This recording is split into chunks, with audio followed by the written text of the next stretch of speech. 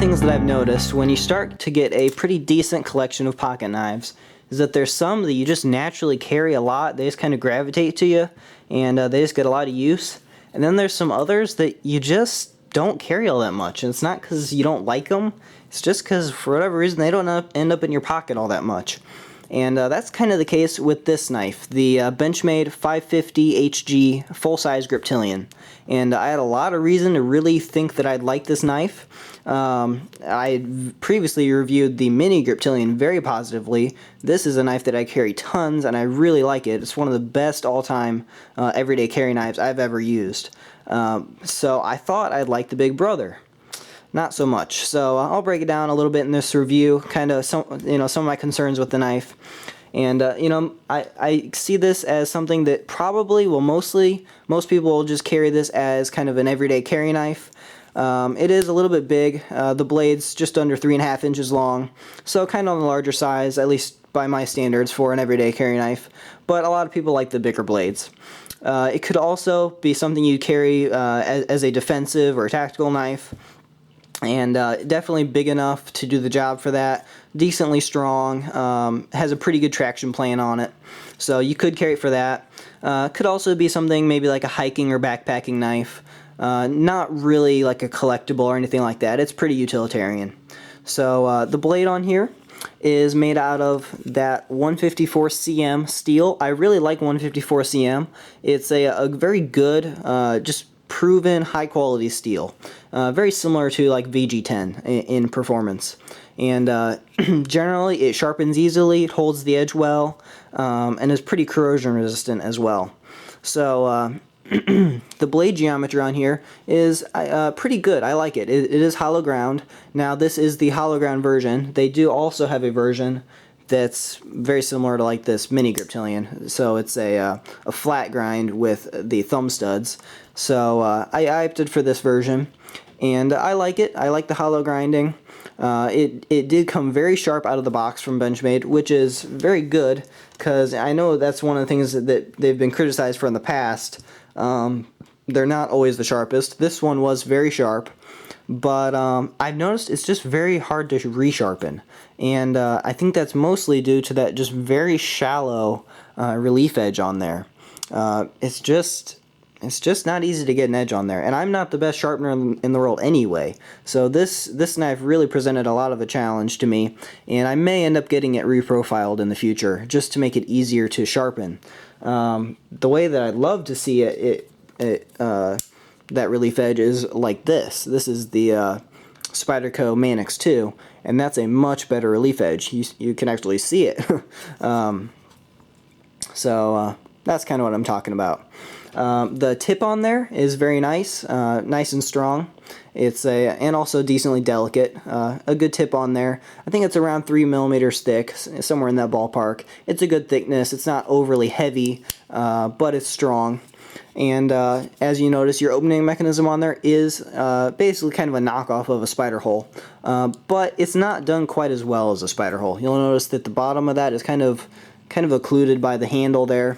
It's a little bit harder to get to, and it's a little bit smaller too. I really prefer the way spyderco does it, where you can actually get to that hole very easily, and they also make it bigger. So this would be maybe a little bit challenging with gloves or something. So not an awesome job on that. Easy to get open, but just not as good as spyderco. Just kind of set your expectations. So pretty easy to get open, and as far as your traction goes on here, it's pretty nice. It's a Zytel handle on here, which is nice, keeps it pretty lightweight, durable.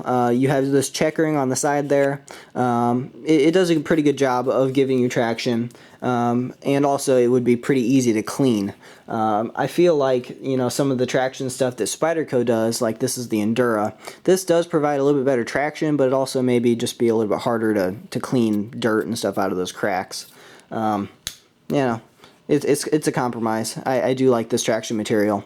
Also, they did do a good job of putting some ridges all the way around it. And they also have proud liners in the choil there, up here on the top. They did jimp the top of that blade. Not really much of a thumb ramp on there, and it's decent quality jimping. It provides some traction, not amazing, but does a pretty good job. And you know, I definitely feel if you had to, you know, do this in kind of a thrusting attack or whatever, you're not probably going to slip up on that blade. You have pretty good traction on here. Now your lock on here is that Benchmade axis lock, and I really like the axis lock. That's something that you know, I love so much about the mini Griptilian, and that's one of the things I actually liked about the Manix 2 so much. Is this is kind of a knockoff. This is a cage ball lock, but you know, I like those side actuated locks. This one I do like. It's not quite as slick as maybe like the mini Griptilian. It was a little sticky out of the box, and I don't know. The overall, the knife's just not quite as glassy smooth as like the mini Griptilian is. Also, if you've ever handled the Benchmade 940 Osborn, that thing is it's practically automatic speed in a manual knife. So this is not quite to the standards of some of the other Benchmades that I've held. So you know, maybe if this was your first Benchmade, you'd really like it. To me, I was just a little bit disappointed with it. You know, just to be honest. But I do like that lock. It's pretty strong, and you can actuate it with, you know, just one thumb or something. That's something that you couldn't do with the Manix. The Manix basically was such a stiff spring, you had to use both fingers, or use your fingers on both sides of the knife. So I like the lock, but the maybe just the smoothness of it was just, you know, a little bit of a downside to me. Now your lockup on there is very strong. You do have just a little bit of side-to-side play. You could adjust that out with your Torx bit there. It is mini Torx bit construction, so you can take it apart. You can adjust your pivot, but I just haven't done that. Your up and down play, there's nothing. It's rock solid up and down. So pretty good lockup. Your blade centering on there, very nice, centered in the handle. So it's a high quality knife. You don't have to worry about stuff like that too much. Your clip on here is really nicely done. It's blackened. It's just a good, solid, strong, quality clip. And I like that. There's nothing funky about it. It just works. And it is tip-up carry, which I prefer. And you can go on the right or left-hand side of the knife. And this will be a totally ambidextrous knife for any of you lefties out there. You can swap that clip over. The lock's ambidextrous. The opening mechanism is going to be A and B for you. So that's a big plus. Also, your lanyard hole is right there. Big enough for probably about one strand of paracord, which is nice. Now your clip is mounted just a little bit low on the handle, so you'll have about that much sticking out of your pocket. Whether that bothers you or not, I don't know. If you're using it for more of a defensive knife, that might be nice. You know, just a little bit easier to get to in a hurry. And so we'll move into pricing here. They're going right around, well, I paid $94 for this one.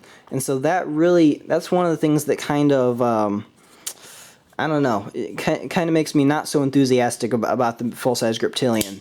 For the money, there's lots of competition out there. And, you know, one of those competitive options is the Spyderco Manix 2. I think this is coming right around $80, so a little bit less money. You get the G10 handles on there, or G10 scales on there. Very similar blade, 154 cm steel on this as well. So a very similar knife. The ergonomics are better on this. You get better jimping, just overall better feel. This is ambidextrous as well. So I really do like this knife a bit better than this one, especially for kind of that everyday carry philosophy. This is a little bit heavier. This is around 5 ounces. This is 3.8. For everyday carry stuff, you know, I'll take the little bit extra weight and just go with the knife that I just kind of like better. So everyday carry stuff, this beats it out. Now, when you're talking about maybe tactical use or maybe backpacking, hiking, that kind of thing, that's where I really feel that the Spyderco Endura really kind of beats it out. The Endura is a little bit lighter. This is 3.4 ounces, so not a huge difference weight-wise. A little bit lighter, much thinner, and that's one of the things that I kind of had an issue with on the Griptilian. It's very thick. And so the Endura is a much thinner knife, mostly because it uses that back lock, so it doesn't really need all that thickness to it. Now I do have the clip off of the Endura, but still it's much thinner. and you get a little bit longer blade out of it, just a little bit. I like the spyder-hole on here better. They did a better job at making that easy to get to. You can put the clip on all 4 corners instead of just the 2. I don't know. I just like the Endura better. And price point wise, it comes in right around $50, which is really nice. I mean, it's almost half the price of this one, and it uses VG10 steel, which I actually like a little bit better than the 154 CM. So price wise, it's just hard to justify the Griptilian in my mind. Also, I'd recommend if you're going to be using this for outdoor stuff, maybe go with the orange handled Endura. It's going to be easy to find if you drop it or anything like that. If you're using this, maybe thinking more of like a soldier use, police officer or something, you can go with the brown handle. You might have to do something to blacken that hardware and the blade if you're really trying to go stealth. But overall, I just probably recommend that you go with one of these spyderco options.